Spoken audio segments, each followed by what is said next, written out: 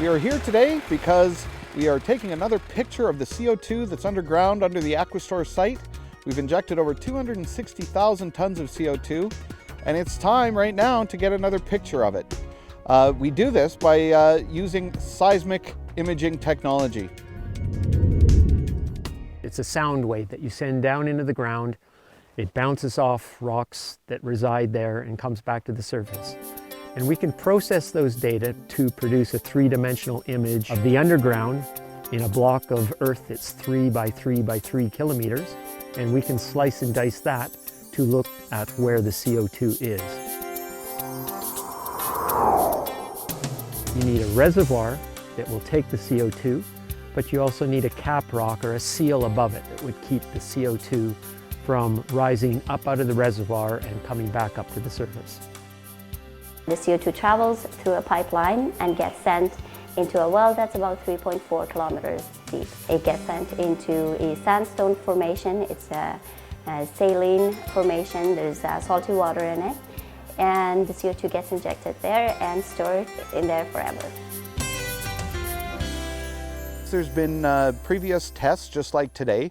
We started with a baseline with 0 CO2 injected.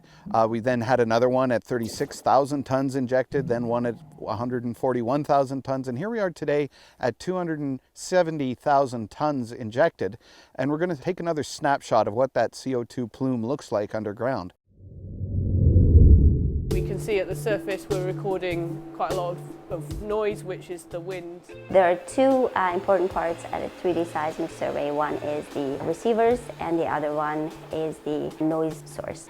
So the noise source could be either a vibrosis vehicle or dynamite shots. In our case at Aquistore today, we're using the dynamite shot. Is that the dynamite then? Yeah, that's the dynamite.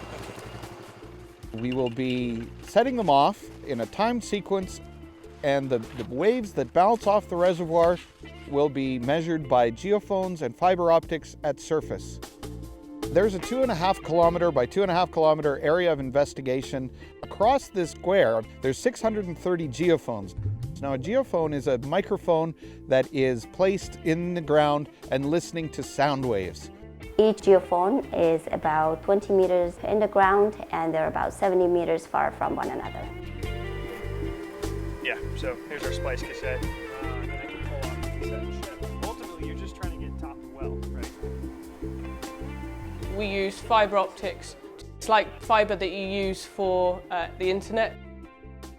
And we put this on the surface and down boreholes to record the seismic surveys. They're all converging upon the computers that are in the shack behind me, and they are gathering data there.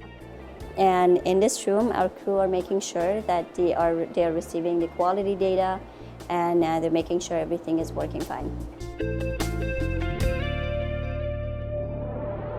Surveyors come out, they survey the program, put flags in the ground, and show us where we need to drill the dynamite holes. Line locators come out, locate after survey. Drills come out, drill the holes on the program, load them with dynamite.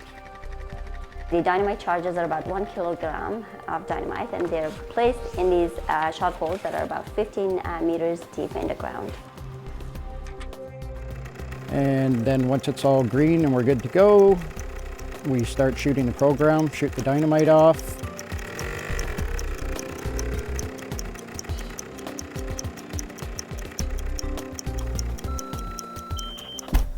The sound waves travel down through the earth, and that is all transmitted back to the boxes. When the dynamite shot goes off, then waves are created in the ground, and when it reaches the cable moves a bit because of the energy that comes across the cable, and then we record that change in the cable. Here's a dynamite shot. So here, this is coming in on the surface cable and then in the borehole. And what that data will allow them to do is, once they look at it and develop it like you would film, it will give us a picture of what the CO2 looks like underground. We are trying to demonstrate that we understand the process of CO2 injection and storage. So just like you would monitor a baby with ultrasound, we're doing the same thing and watching how this CO2 plume develops over time, just trying to make sure that it is a safe and efficient method for putting CO2 in the ground, which helps reduce CO2 emissions to the atmosphere, and making sure that it stays where we put it. The CO2 we have stored here is the equivalent of taking 54,000 cars off the road for 1 year. What we're doing is cutting edge. There's no place really like it in the world with this level of investigation that we're able to pull off here at Aquistore. So we've gathered the attention of the entire world on Aquistore, from the politicians to the policymakers and other oil and gas operating companies who are looking for solutions like the ones we are providing at Aquistore. People from all around the world who are looking for a solution to climate change come here to Saskatchewan to see the Aquistore CO2 storage project. They use our information to start their own CO2 storage project.